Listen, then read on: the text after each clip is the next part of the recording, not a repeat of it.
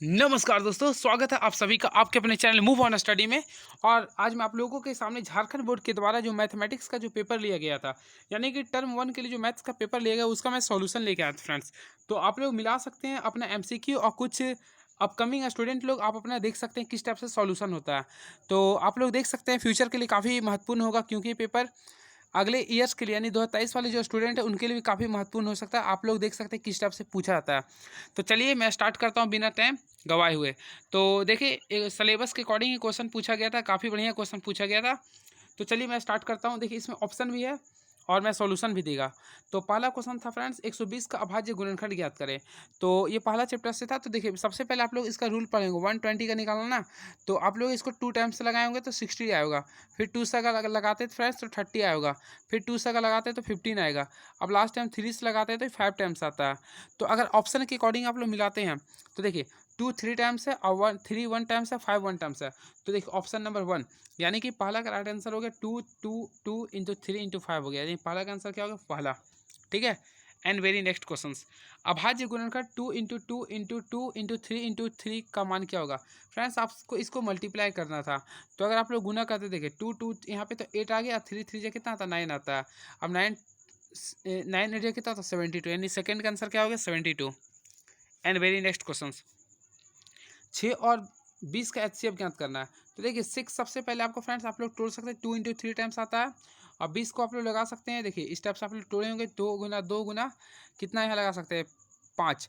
अब देखिए इस दोनों में कॉमन देखने को क्या कॉमन क्या है, तो देखिए 2 इंटू 2 कॉमन है, तो इसका एचसीएफ कितना आ गया, 2 आ गया। कितना हो गया, 2 आ गया।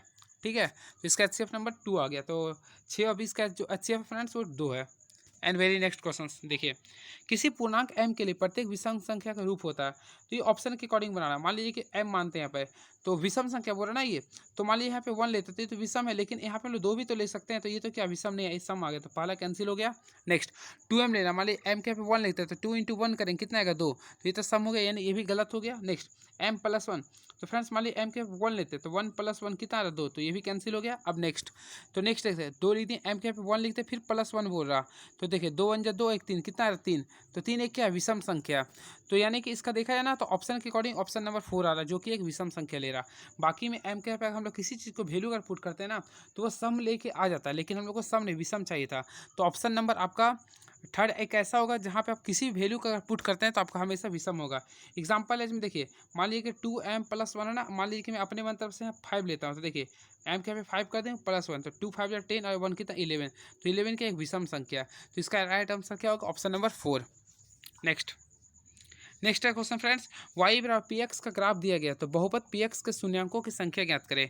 तो देखिए शून्यांकों की संख्या जब भी बोला ना तो एक्स एक्सिस पे कितना टच है, तो आप लोग देख सकते हैं 1 2 3, तो यानी इसमें शून्यांकों की संख्या कितना हो गया, 3 हो गया, क्योंकि जो एक्स पॉइंट पे जो टच होता है उसे ही कहती हैं। ठीक है, तो इसका राइट आंसर क्या हो गया, देखिए ऑप्शन नंबर 3 हो गया, सॉरी 4 हो गया, यानी कि ऑप्शन नंबर क्या था, 3।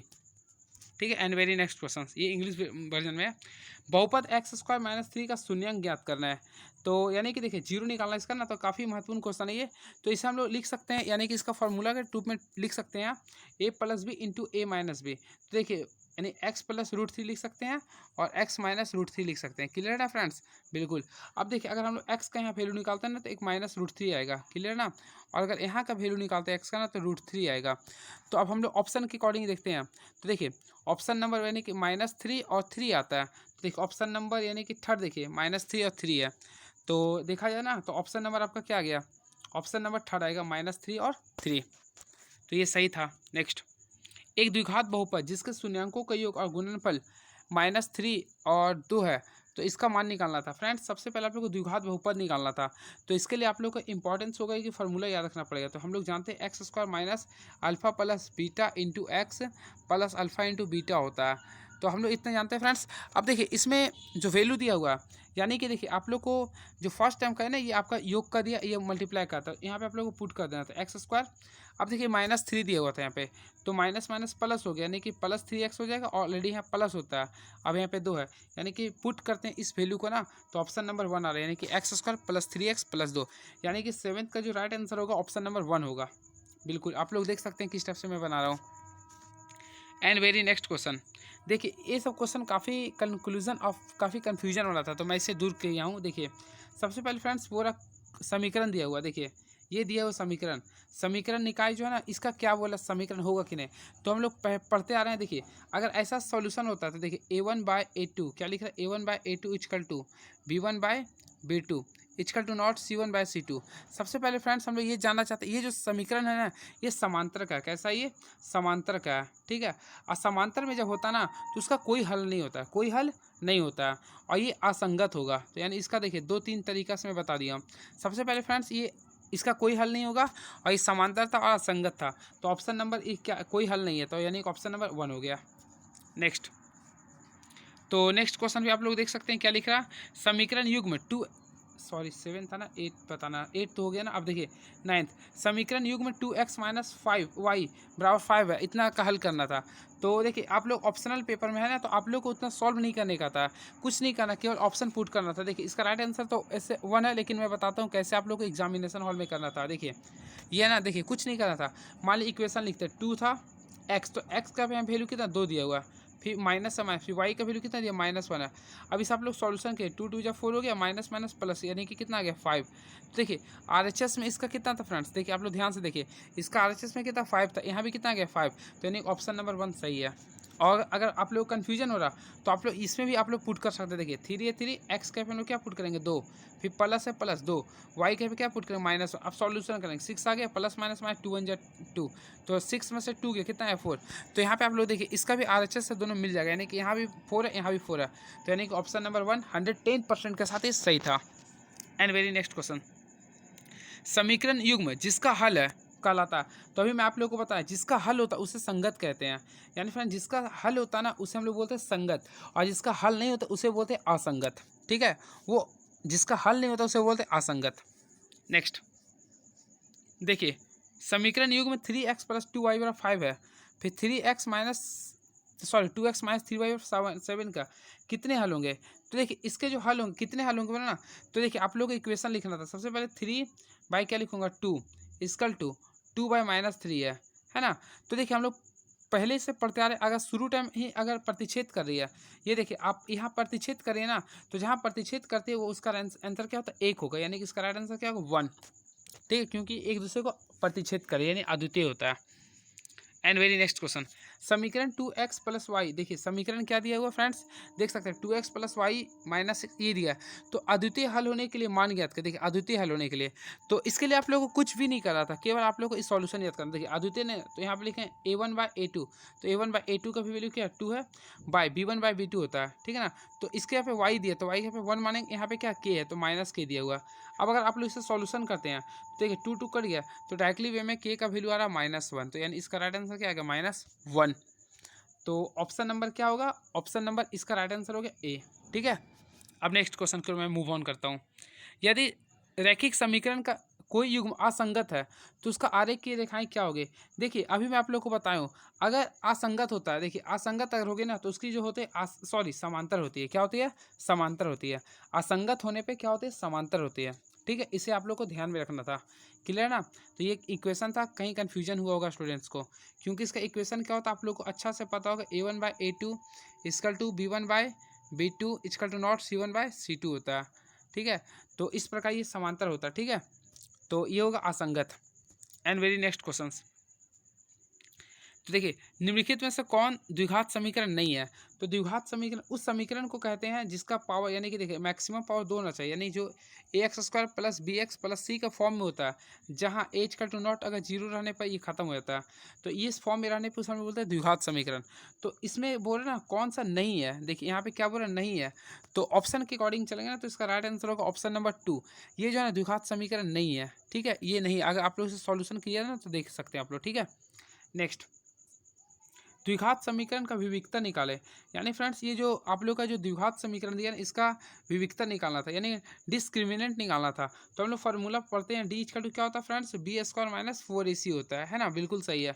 तो B का वैल्यू -5 है, तो -5 का स्क्वायर कितना 25 होता है, माइनस फिर 4, A का वैल्यू कितना 3 और C का वैल्यू कितना 2।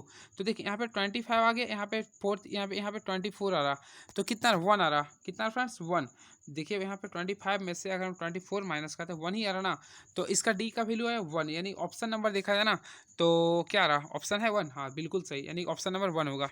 And very next question, a x square plus b x plus c बराबर 0 के दो बराबर वास्तविक मूल होंगे। तो देखिए इसके लिए कुछ कंडीशन होता है, वो भी मैं आप लोगों के सामने डिस्कस करने जा रहा हूँ। देखिए सबसे पहले फ्रेंड्स, देखिए यहाँ पे दो बराबर होंगे, तो देखिए इसका राइट आंसर होगा सी। सी यानी कि जब भी इक्वल होंगे ना, इक्वल रहेंगे ना, तो वो देखिए सबसे पहले एक तो बराबर होंगे, बराबर यानी कि एक हो बराबर यानी एक जैसा होंगे, और ये वास्तविक होंगे, यानी इसका कंडीशन ये होता है। तो यानी कि ऑप्शन नंबर आपका थर्ड सही है, ठीक है। और ठीक है, नेक्स्ट क्वेश्चन की ओर मैं मूव ऑन करता हूँ। नेक्स्ट देखिए, द्विघात समीकरण 2x² - 5x + 3 के मूल्यों की प्रकृति क्या है। तो मूल्यों की प्रकृति निकालने के डी लिखते हैं, तो b² - 4ac लिखते हैं। तो -5 का स्क्वायर करेंगे फ्रेंड्स, फिर -4, a का वैल्यू कितना 2 और c का वैल्यू कितना 3 है। अगर आप लोग इसे सॉल्यूशन करते हैं 25 माइनस यहाँ पर 24 आता है। अब देखिए 1 आ गया, तो 1 जो है ना 0 के तुलना में ग्रेटर है। क्या ये ग्रेटर, इसे आप लोग ध्यान से सुनेंगे। 1 जो है ना यानी कि 0 के तुलना में ग्रेटर है। तो जब भी ग्रेटर आता है ना, तो हम लोग इसका कंडीशन पढ़े ना, तो जब भी ग्रेटर आता है ना, यानी डी अगर बड़ा आता है 0 की तुलना में, तो वास्तविक और असमान होता है, वास्तविक और असमान आता है, ठीक है। तो इसका राइट आंसर होगा ऑप्शन नंबर बी, ठीक है। एंड वेरी नेक्स्ट क्वेश्चन, द्विघात समीकरण 2x² प्लस kx + 3 के मूल समान है, तो k का मान ज्ञात करना है। तो इसमें k का मान निकालना था, तो देखिए इसमें आप लोगों को k का मान निकालना था फ्रेंड्स, तो आप लोग सॉल्यूशन कर सकते हैं। देखिए मैं एक ही काम करता हूँ, b² - 4ac लेता हूँ, तो b के यहाँ पे कितना होगा k² लिखेंगे -4, a का वैल्यू कितना होगा 2 और c का वैल्यू 3 लेंगे। अब मूल समान के लिए यहाँ पे क्या लेते हैं, बराबर 0 लेते हैं, ठीक है। अब देखिए k² लिख देंगे माइनस 24, यहाँ पर 24 आ गए, इक्वल टू 0 लेंगे। देखिए जब भी मूल समान होता है तो हम लोग बराबर में हमेशा जीरो लेते हैं, क्योंकि यहाँ पे डी इक्वल टू 0 आ जाता है, ठीक है ना। तो देखिए यहाँ पे क्या है k² - 24, तो देखिए यहाँ पे एक स्टेप में जंप किया हूँ, यानी फ्रेंड्स यहाँ पे आया था k² - 24 इक्वल टू 0। तो अगर हम लोग k का वैल्यू निकालते हैं ना, तो √24 आएगा ना। अब हम लोग √24 का वैल्यू निकालूंगा, तो देखिए 24 का हम लोग वैल्यू निकालते हैं ना, तो 2 का टेबल में 12 टाइम्स आ गया, फिर यहाँ 6 टाइम्स आएगा, फिर ये 3 टाइम्स आएगा। तो यानी कि हम लोग लिख सकते हैं इसे 2√6। अब इसके पहले प्लस माइनस लगा सकते हैं। तो ऑप्शन नंबर देखा जाए ना, तो ऑप्शन नंबर इसका होगा राइट आंसर थर्ड, जो कि +-2√6 आएगा। नेक्स्ट, द्विघात समीकरण x² - kx - 10 = 0 है कि एक मूल -2 है, तो k का मान निकालना। तो काफ़ी तगड़ा क्वेश्चन था ये। देखिए इसमें एक मूल दिया हुआ था, तो हम लोग k का मान निकालना। देखिए हम लोग फार्मूला पता है अल्फा प्लस बीटा, तो अल्फा प्लस बीटा का वैल्यू क्या होता है फ्रेंड्स, -b/a। ये फार्मूला लोग पढ़े हैं, ठीक है ना। तो अब देखिए इसमें कुछ नहीं करना, एक मूल दिया हुआ था, तो देखिए अल्फा का वैल्यू मान लीजिए कि -2 दिया हुआ था, बीटा आपको निकालना है। अब देखिए माइनस भी है, तो माइनस माइनस प्लस, यानी कि यहाँ पे k लिख देंगे, ए का वैल्यू कितना 1 है। तो अगर हम लोग इसका सॉल्यूशन करते हैं, अगर इसका हम लोग सॉल्यूशन करते हैं, तो देखिए ऑब्वियसली आप लोग अगर इसका सॉल्यूशन करते हैं, तो देखिए k का वैल्यू कितना आ रहा, -2 आ जाएगा। तो ऑप्शन नंबर अगर कहीं है -2, तो मार सकते हैं आप लोग, बिल्कुल सही। तो आप लोग ऑप्शन नंबर लगा दीजिए, ठीक है। नहीं तो k का वैल्यू -b/a कर सकते हैं, यानी कि -2/a, a का वैल्यू यहाँ पे 2। हाँ तो ठीक है, ये सही है, ठीक है। अब नेक्स्ट क्वेश्चन की ओर मैं बढ़ता हूँ। देखिए नेक्स्ट क्वेश्चन क्या लिख रहा है, द्विघात समीकरण 6x² - x - 2 के मूल है। तो मूल निकालने के लिए आपको फार्मूला यूज करना पड़ेगा। देखिए x equal to -b + √d/2a। तो अगर इसे आप लोग पूरा लंबा विधि सॉल्यूशन करेंगे ना, तो इसका राइट आंसर आएगा 2/3 इंटू 1/-1/2 आएगा। तो ऑप्शन नंबर 1 आंसर हो गया, ठीक है। और अगर ऐसे भी नहीं समझते, तो ऑप्शन के द्वारा पुट कर देख सकते हैं। 6 कर दिए, देखिए एक्स का मैं 2/3 पुट करता हूँ, ठीक है। फिर लिखूंगा x², फिर -2/3 लिखेंगे, फिर -2। आगे सब लोग सॉल्यूशन पूरा करेंगे तो 0 आ जाएगा। चलिए नेक्स्ट, एपी से क्वेश्चन आ गए हैं फ्रेंड्स। तो देखिए एपी का क्वेश्चन काफ़ी महत्वपूर्ण होता था, और आप लोग देख सकते हैं एपी से भी पूछा है। तो एपी दिया 3 का सारवंतर ज्ञात करना है। तो हम लोग पहले से पढ़े सारवंतर को क्या बोलते हैं, डी। तो डी का फार्मूला तो फ्रेंड डिस्टेंस बिटवीन 2 पॉइंट, तो 8 - 7 कर सकते हैं ना। तो देखिए 3 में से 3 माइनस किया, कितना आ गया 0। तो ऑप्शन नंबर थर्ड, यानी कि इसका राइट आंसर क्या होगा 0, ठीक है। यानी कि ऑप्शन नंबर फ्रेंड्स इसका लगा सकते हैं, क्या होगा ये 0 वाला। नेक्स्ट, तो नेक्स्ट क्वेश्चन लिख रहा है, किसी एपी का प्रथम पद 10 है और सारवंतर 10 है, तो दूसरा पद ज्ञात करना। तो ए की प्रथम पद को हम लोग बोलते हैं ए दिया हुआ, और सारवंतर ने डी दिया फ्रेंड्स, ये 10 दिया हुआ है। तो आपको क्या निकालना, दूसरा पद निकालना है। तो दूसरा पद यानी ए प्लस डी लिखेंगे, ठीक है। तो ए का वैल्यू 10 दिया और डी का भी वैल्यू दिया है 10, तो 10 कितना हो गया 20। तो ऑप्शन नंबर कहीं 20 है, यस बिल्कुल सही। तो 2 मार देंगे, ठीक। Option number 20। अब देखिए एपी यदि एक एपी में यदि ए बराबर 60 डी बराबर 3 और एन बराबर 8 है तो ए एन का मान निकालना। तो हम लोग जानते हैं फ्रेंड्स ए एन का फॉर्मूला क्या होता है, ए प्लस एन माइनस 1 डी होता है। ये हम लोग बचपन से पढ़ते आ रहे हैं, नहीं क्लास 10 में पढ़ रहे हैं। तो ए का वैल्यू कितना 7 है प्लस एन का वैल्यू 8 है, तो 8 में से गया 7 बचा, और यहाँ डी का वैल्यू कितना 3 है। अगर आप लोग सॉल्यूशन करते हैं तो 28 आएगा। तो ऑप्शन नंबर क्या यानी कि 28 आ रहा है, यानी बिल्कुल सही, यानी कि आप लोग को उड़ा के मार देना था ऑप्शन नंबर 3। ठीक है। And next question. तो नेक्स्ट क्या लिखा है, 3 के प्रथम 5 गुंजों का योग ज्ञात करना था। ठीक है, 3 के पहला गुना जो होगा 3, फिर दूसरा होगा 6, 9, 12 और क्या होगा 15 होगा। ठीक है ना। अब इसके प्रथम 3 गुंजों का योग निकालना था। तो क्या करना था, आप लोग को फार्मूला पता है, फार्मूला पता है, गुंजों का योग निकालना है ना। तो देखिए फार्मूला क्या होता है फ्रेंड्स, आप लोगों को पता है, बिल्कुल सही। तो n/2, तो n का वैल्यू तो आ गया 50, n/2 इंटू 2a, तो 2a यानी कि 3 दूनी 6 आ गया, 2a plus n minus 1d, तो यानी n की वैल्यू कितना 5 था, 5 में से 1 गया 4 आ गया, डी हमेशा डिफरेंस कितना 3 का रहा। अगर इसे आप लोग सॉल्यूशन करते हैं, देखिए मैं करने का प्रयास करता हूँ, 5/2 कर दूंगा, फिर गुना, देखिए 4 3 12, 12 6 18 आता है, क्योंकि हम लोग जानते हैं। अब देखिए 2 का पहाड़ा में 18 कितना बार में कटेगा, 9 बार में। अब देखिए फ्रेंड्स यहाँ पे कन्फ्यूजन नहीं होना चाहिए, जरा सा भी नहीं चाहिए। अभी 9 को 5 से मल्टीप्लाई करेंगे कितना आएगा 45 आएगा, यानी इसका राइट आंसर जिन्होंने 45 मारा है बिल्कुल सही मारे, आपने काफ़ी बढ़िया एग्जाम दिया, क्योंकि ये सब क्वेश्चन तगड़ा क्वेश्चन है ये। अब देखिए नेक्स्ट क्वेश्चन। तो नेक्स्ट क्या हम बोले, सभी वृत्त होते हैं। तो देखिए सभी वृत्त होते हैं, देखिए सबसे पहले ये वृत्त है, क्या ये वृत्त है ये। तो सभी जो वृत्त होता है ना फ्रेंड्स, आप लोग हमेशा याद रखिएगा ना, सभी वृत्त, मान लीजिए सेंटर है ये, तो ये भी वृत्त है, एक और मान लीजिए कि मैं वृत्त मानता, ये भी वृत्त है, मान इतना बड़ा खींच देता हूँ। ठीक है, तो ये भी सेंटर से ही है। तो मैक्सिमम जो सभी वृत्त जो होते हैं ना समरूप होते हैं, क्या होते हैं, समरूप होते हैं। तो इसका जो राइट आंसर होगा ऑप्शन नंबर बी होगा, समरूप होंगे, सर्वांगसम नहीं हो सकते हैं। ठीक है, दोनों नहीं हो सकते हैं, क्योंकि सर्वांगसम होने के लिए हमेशा उसका रेडियस इक्वल होना चाहिए। ठीक है, तो हमेशा सभी वृत्त का रेडियस सेम नहीं होता, इसलिए हम लोग सभी वृत्त को समरूप कहेंगे। ठीक है, इसे आप लोग ध्यान में रखेंगे। ठीक है, हाँ अगर रेडियस अगर सेम है ना तो उसे हम लोग बोलेंगे सर्वांगसम, लेकिन यहाँ पे सभी वृत्त समरूप होंगे। नेक्स्ट, आकृति में DE इक्वल टू, देखिए DE पैरेलल BC है, तो इसी का मान निकालना है। तो हम लोग थेल्स का फॉर्मूला पढ़े हैं फ्रेंड, देखिए AD बाय लिख सकते हैं, यहाँ पे बिल्कुल लिख सकते हैं AD बाय DB। तो AD बाय क्या बता रहा है, हाँ ठीक है।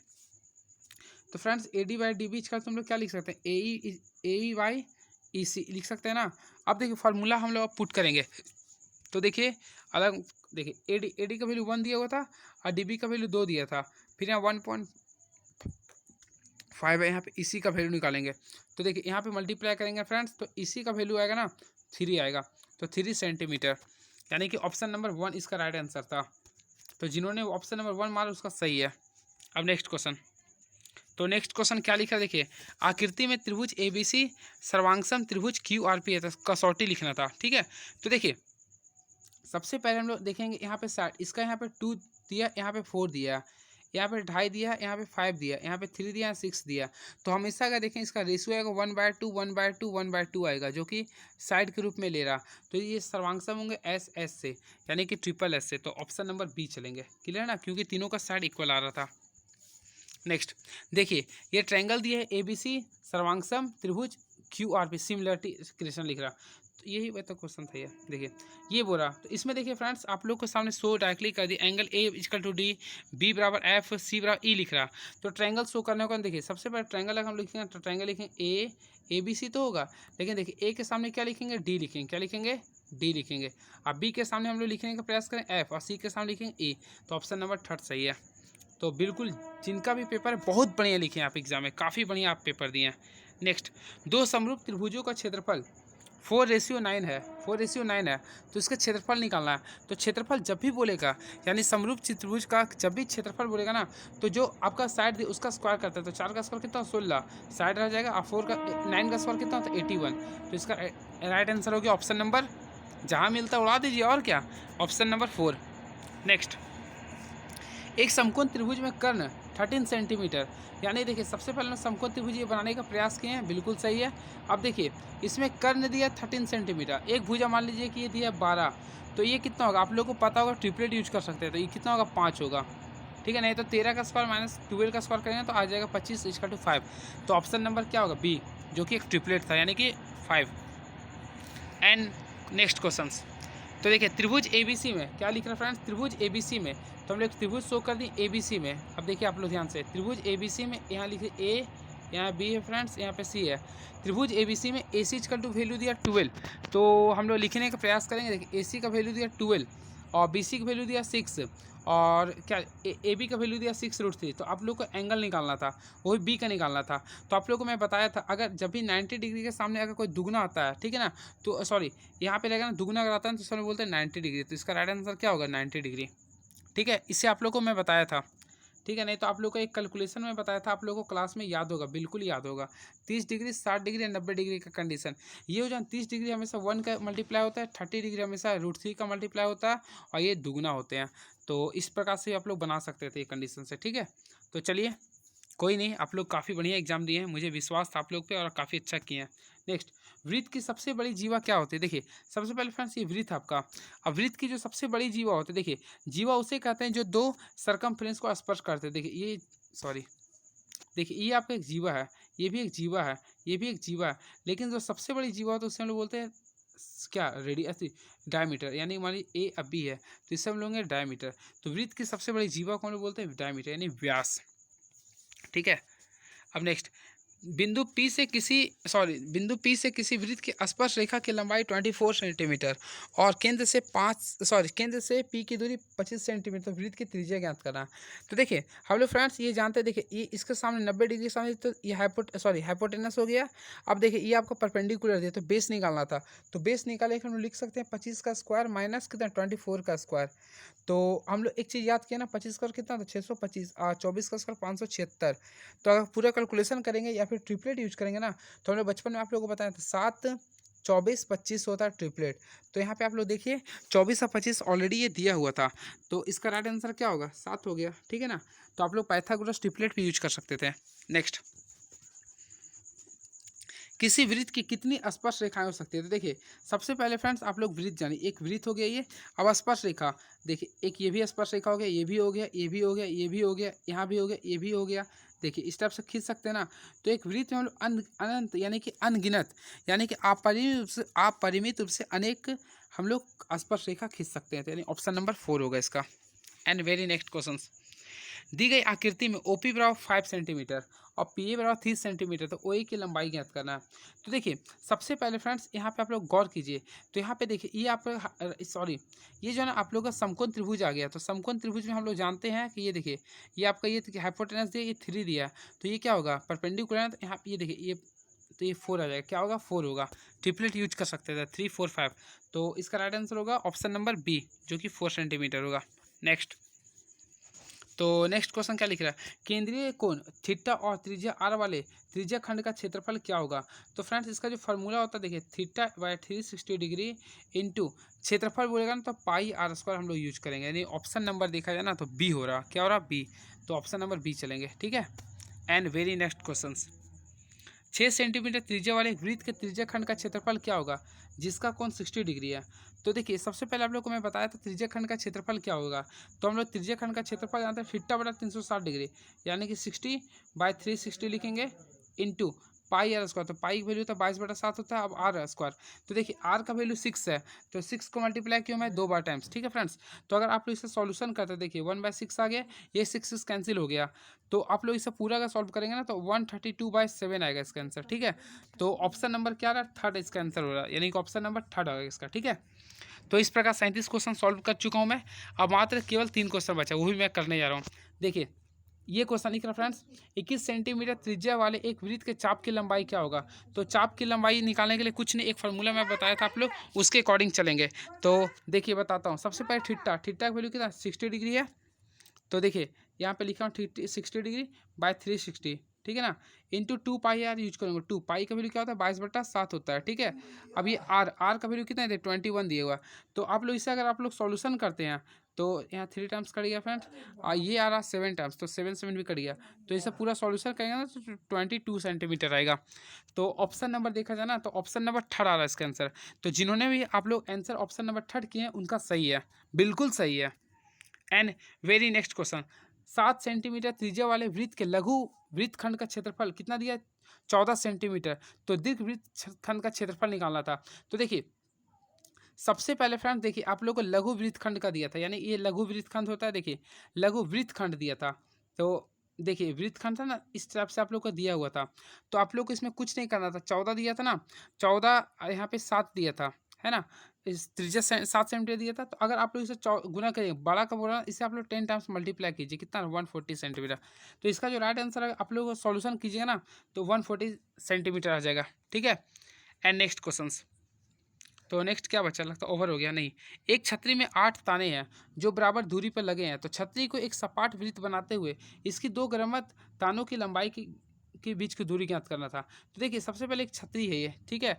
अब देखिए इसमें क्रमगत बोला नहीं है, तो कुछ भी नहीं करना था, केवल एक ही देखिए 8 देना था। तो 1 2 3 4 पूरा इस प्रकार हम लोग को 8 देना था, ठीक है। अगर आप लोग 8 देते हैं ना, तो देखिए 8 हो गए यहाँ पे। अब टोटल एंगल कितना होता है, हम लोग जानते हैं फ्रेंड्स कि देखिए यहाँ पे जो पूरा एंगल जो बनता है 360 बनता है। अब हम लोग यहाँ पे 8 ताने चाहिए था, तो 8 से इसे हम लोग डिवाइड करते हैं, तो 45 आएगा। कितना आएगा 45। तो जहाँ भी ऑप्शन नंबर 45 डिग्री है तो मार दीजिए। तो ये स्टेप से आपका 45 डिग्री इसका आंसर आया, ठीक है। तो चलिए देखिए, ये पूरा आप लोग का मैट्रिक का पेपर का, यानी कि जो 16 अप्रैल को मैथमेटिक्स का टर्मिनल 1 का जो क्वेश्चन पूछा गया था उसका था। पूरा 40 का 40 ऑब्जेक्टिव का पूरा मैं सॉल्यूशन बताया हूँ। अब कैसा लगा आप लोग कमेंट बॉक्स में लिखेंगे, और हमें विश्वास है आप लोग का 40 में 40 आ सकता होगा। तो चलिए कोई बात नहीं, अगर एक मिस्टेक भी है उसके लिए कोई दिक्कत नहीं है, काफ़ी बढ़िया प्रैक्टिस किया आप लोग, ठीक है। तो चलिए, thank you, best of luck, thank you so much.